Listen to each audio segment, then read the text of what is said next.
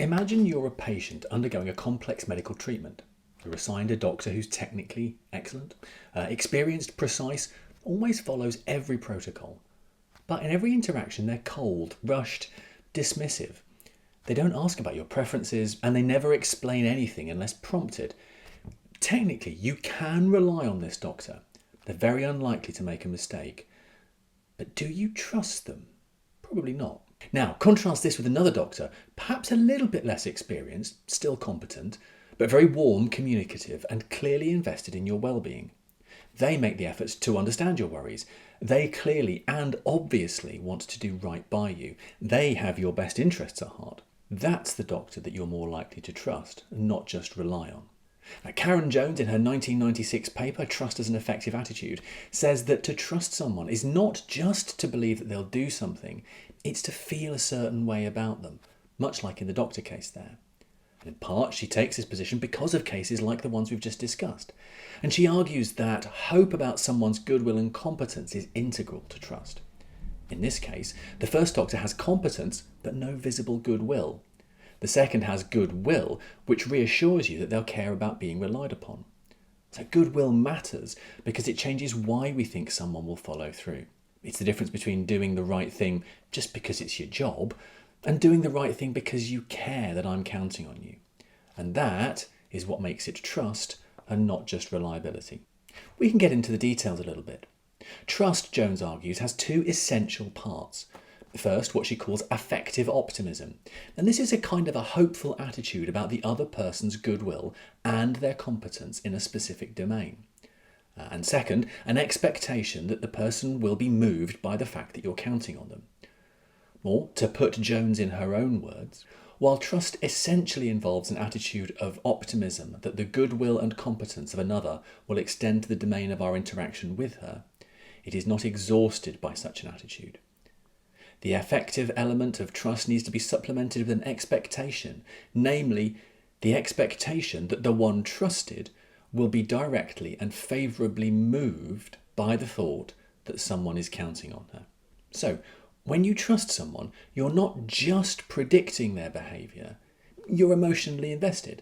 You're opening yourself up, making yourself vulnerable, and expecting that the other party will care about that vulnerability. Let's use an example to make the details of Jones's view concrete. So imagine a high-stakes business pitch.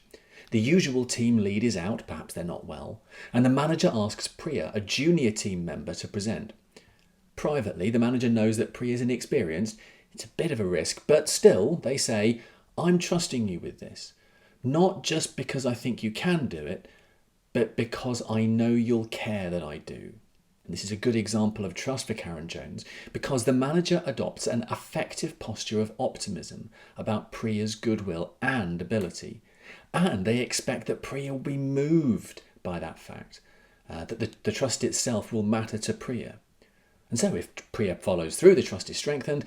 But if she fails carelessly, the manager doesn't just feel disappointed in that case, they feel betrayed.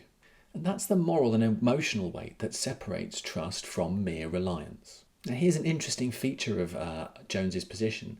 She argues that trust can't be reduced to belief, even just belief that someone will succeed. Why? Well, because in some ways, trust behaves more like an emotion than a belief.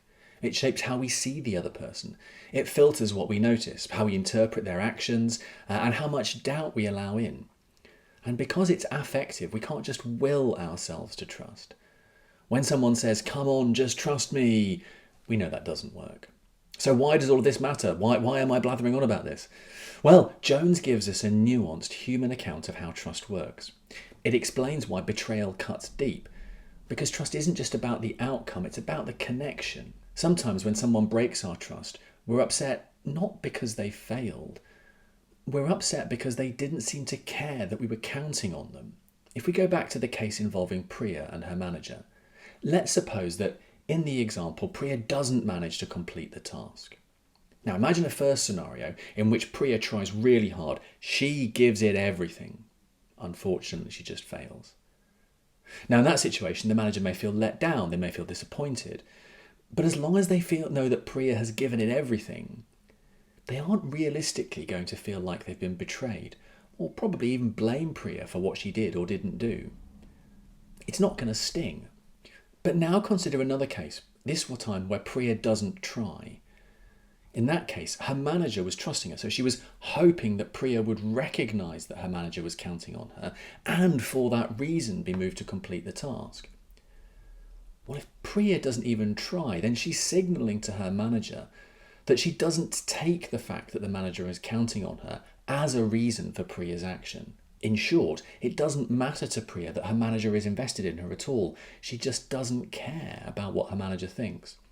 And having that thrown in your face is going to feel pretty grim. And this is going to apply in leadership, teaching, healthcare, anywhere where one person depends upon another. And I think crucially, it helps us understand our own reaction to breaches of trust.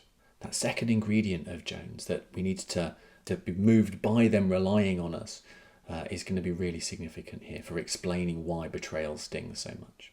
So here's the takeaway. If you want to build trust with a colleague, a friend, a client, you need to do two things. First, demonstrate goodwill and competence. Second, show that it matters to you that they're counting on you.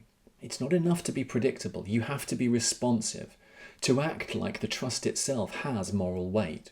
Because in the end, trust isn't just about what someone does. As Jones shows, it's about how they treat the fact that you're relying on. Now, thanks for watching. If you found this helpful or interesting, hopefully both, give it a like and subscribe to the channel for more on the philosophy of trust, responsibility and the moral life. Until next time, trust carefully and hopefully.